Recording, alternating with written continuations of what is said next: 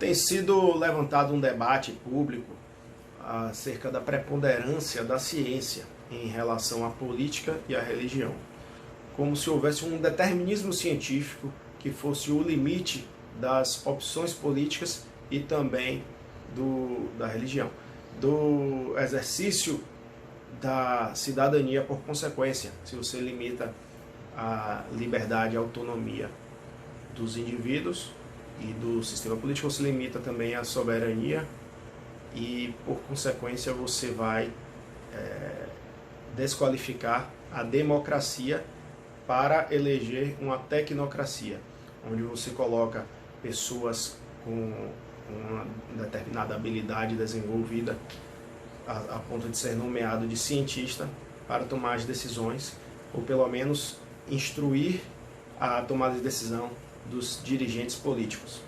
Com isso você retira do povo a possibilidade de decidir por si a que caminho seguir. E isso é muito perigoso.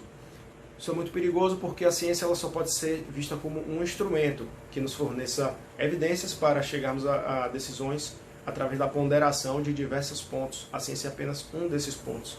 Então, a gente precisa observar que a ciência mesmo, ela se supera a cada dia. Houve um tempo em que, por exemplo, os brancos eram tidos como uma etnia superior às demais. Na Alemanha nazista se chegou a dizer isso da raça ariana. Os ingleses chegaram a chamar os indianos de povos exóticos, né? E simplesmente porque tinha uma cultura também diferente, como se houvesse uma preponderância cultural. Isso tudo tinha base científica, não era simplesmente uma opção sem base científica. Houve um tempo em que se falava a favor do politeísmo contra o monoteísmo. Depois houve um tempo em que se falava pelo monoteísmo contra o politeísmo. E assim pode-se chegar também um tempo em que se fale da ciência contra as religiões. Talvez já estejamos vivendo esse momento. Como se a religião fosse necessariamente um fanatismo, um radicalismo, um fundamentalismo. E com isso poderiam desqualificar as religiões e falar que as religiões de um modo geral são erradas. Primeiro que ela deve ficar restrita somente ao campo do indivíduo, ainda que se fale do Estado laico e tal, mas por opção política é óbvio que se você chega num pequeno país, imagine na África em que o candomblé ou alguma outra religião da região lá seja preponderante, a maior parte da população decida, por que não se estabelecer um Estado religioso ali, que pode inclusive tolerar outras religiões também, mas as decisões estatais podem ser governadas do mesmo modo que um país árabe de maioria muçulmana poderia ser, desde que ele respeite, é claro, a liberdade dos indivíduos também. Então é possível, sim, haver Estado religioso, não poderia haver um governo global religioso, porque aí haveria um totalitarismo desse governo necessariamente. E ainda que não seja um Estado religioso, esse totalitarismo pode se evidenciar de vários modos por se encarnar uma doutrina, uma ideologia para se impor a todos os demais. Bom, dito isso, todas essas doutrinas que defendem a ciência se baseiam muito no evolucionismo, no cartesianismo, no positivismo, no materialismo histórico. Mas observe que a própria ideia básica do evolucionismo, ela pode mostrar a insuficiência da própria ciência também, se a gente for aplicar essa teoria, que trataria uma questão biológica.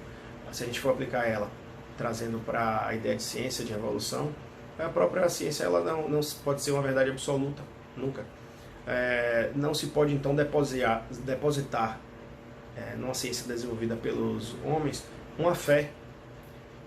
Se você não pode depositar a fé na religião, muito menos você poderá depositar uma fé na ciência, que se supera a todo momento. E muitas vezes a gente vê distorções em dados estatísticos.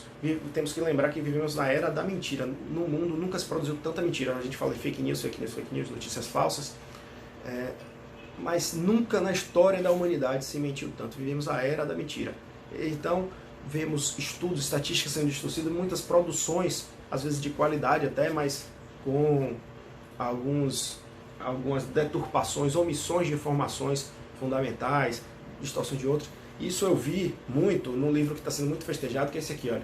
Yuval Harari, Sapiens. Esse livro, muito boa leitura, informações valiosas, mas ele, na minha leitura, ele omite informações importantes que muito provavelmente ele tem pela capacidade dele, pelo conhecimento.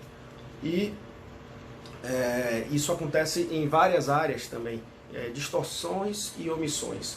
Distorções de informações e omissões de outras relevantes. Isso acontece em várias áreas. No direito constitucional mesmo, eu tenho aqui, olha só. Um dos maiores constitucionalistas da história do Brasil, dizem que o maior seria esse aqui, Paulo Bonavides. Mas eu sinto isso também, já cheguei inclusive a trocar mensagens com o Manuel Gonçalves Ferreira Filho, que eu gosto muito desse autor, e justamente falando sobre essas distorções que também são feitas assim, pelo Dawn de Abreu Dallari, que ganhou até prêmio Jabuti. Então são 2 livros fantásticos que são reconhecidos do ponto de vista científico, seriam os maiores, né? Tem um outro que é o Luiz Roberto Barroso. O Luiz Roberto Barroso esse livro é muito bom, certo? Aqui ele está analisando sobre as perspectivas para o Brasil no contexto atual, as transformações e tal. Mas ele tem o livro O Curso de Direito Constitucional, tem outros livros e tal, e ele defende muito o neoconstitucionalismo, e parece que ele ia sempre por uma vertente do globalismo.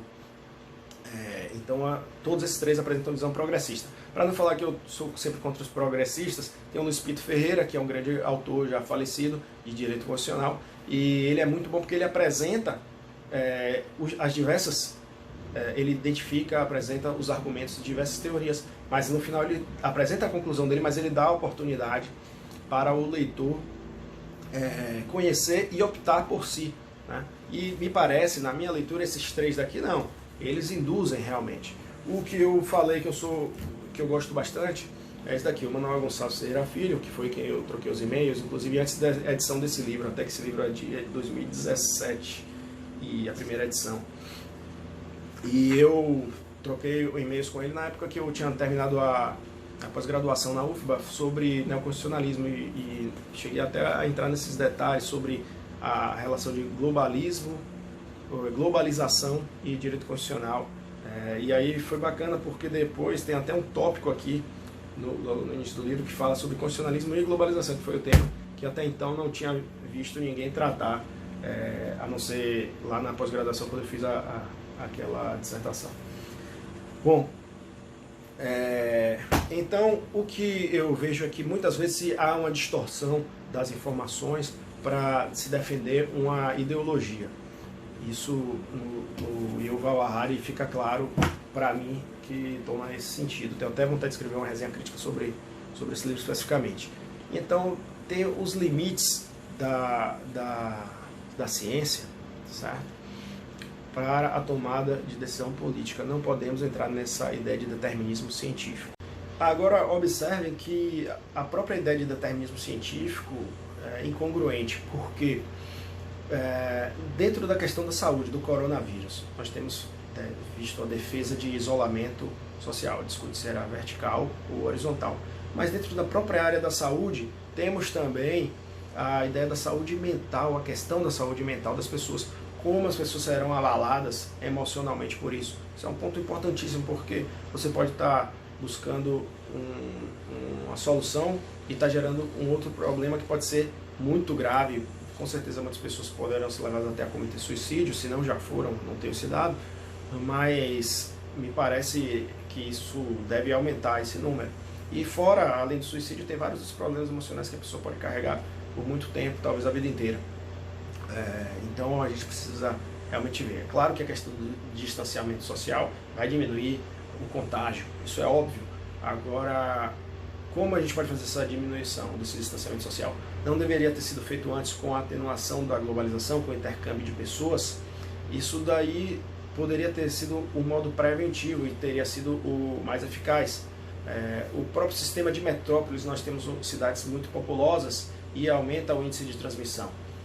Diferente seria a medida em cidades menores. O índice de transmissão vai ser bem menor, claro, porque o nível de interação social não vai ser tão intenso como na globalização e nas grandes metrópoles. Então, a gente precisa focar em mudanças no próprio modelo social da construção das cidades menos verticalizadas, com menos pessoas por metro quadrado.